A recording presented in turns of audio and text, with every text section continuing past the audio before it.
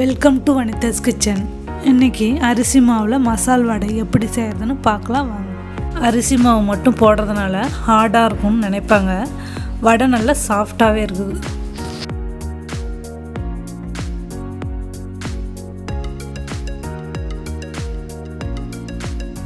ஸ்டவ்வில் கடாயை வச்சு வடை செய்கிறதுக்கு எண்ணெய் ஊற்றிடலாம். எண்ணெய் சூடாகட்டும். மாவு பிசைய ஒரு பாத்திரத்தில் எடுத்துக்கலாம். இதில் நீல வாக்கில் அரிஞ்ச வெங்காயம் ஒரு 5 போட்டு நல்லா உதிரியாக பிசைஞ்சிக்கலாம்.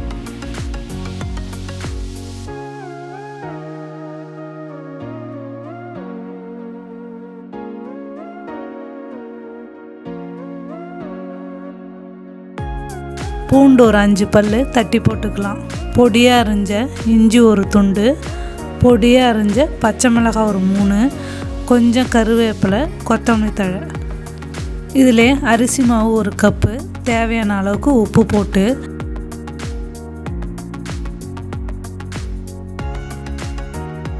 மாவு இந்த வெங்காயம் இதெல்லாம் நல்லா ஒரு தடவை மிக்ஸ் பண்ணிக்கலாம். கொஞ்சம் கொஞ்சமாக தண்ணி ஊற்றி பிசைஞ்சிக்கலாம்.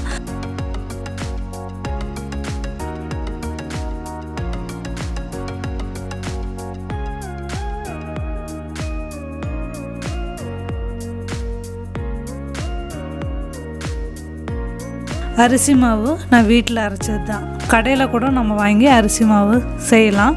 இல்லாத இடியாப்ப மாவு கூட இந்த மாதிரி நீங்கள் செஞ்சுக்கலாம்.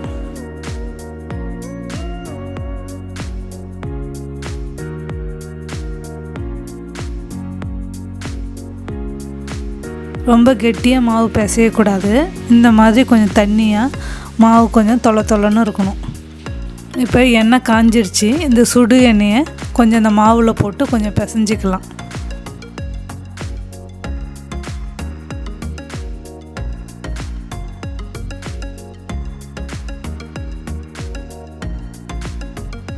இப்போ நம்ம வடை சுட்ட மாவுலேயே நம்ம போண்டாவும் செஞ்சுக்கலாம்.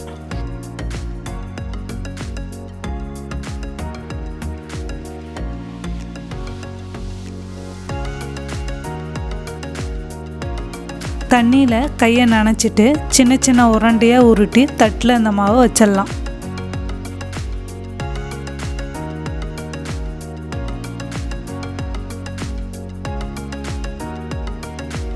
ரெண்டை ஒன்று எடுத்து கையில் வச்சு ஒரு அமுக்கி எண்ணெயில் போட்டுடலாம்.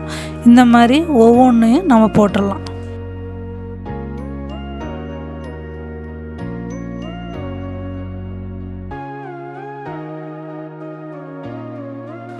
வடை மெல்லிசாவும் தட்டிக்கலாம், இல்லை மொத்தமாகவும் தட்டிக்கலாம். மெல்லிசாக கொஞ்சம் தட்டி போட்டோன்னா கொஞ்சம் மொறுன்னு இருக்கும். மொத்தமாக தட்டி போடும்போது கொஞ்சம் நேரம் வேகணும்.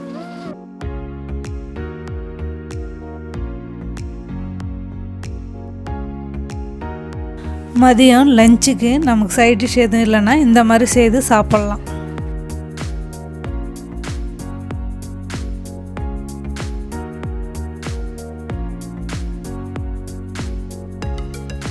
பாருங்கள், நல்லா வெந்துருச்சு. வடை ரெடி ஆயிடுச்சு. இந்த வடை பாருங்கள் கொஞ்சம் வெள்ளையாகவே இருக்குது கலரு. இந்த மாதிரி நீங்கள் செஞ்சாலும் செஞ்சுக்கலாம். இல்லை கொஞ்சம் கலராக வேணும் அப்படின்னா மாவில் கொஞ்சம் மஞ்சத்தூள் போட்டு கொஞ்சம் பிசைஞ்சிக்கலாம்.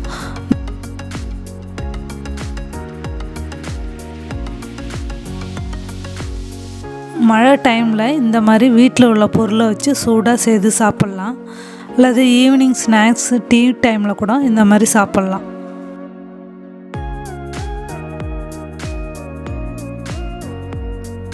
இந்த மாவை சின்ன சின்ன உருண்டையாக உருட்டி கையில் வச்சு வடையாக தட்டி போட்டுக்கலாம்.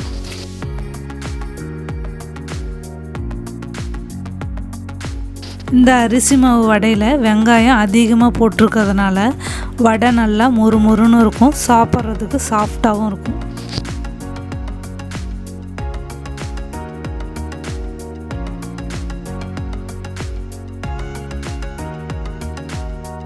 இப்போ பாருங்கள், இந்த வடை கொஞ்சம் கலராகவும் இருக்குது.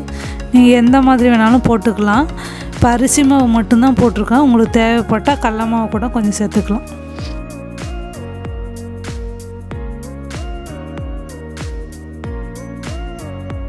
அரிசி மாவில் மசால் வடை ரெடி. நீங்களும் இது மாதிரி செய்து சாப்பிட்டு பாருங்கள்.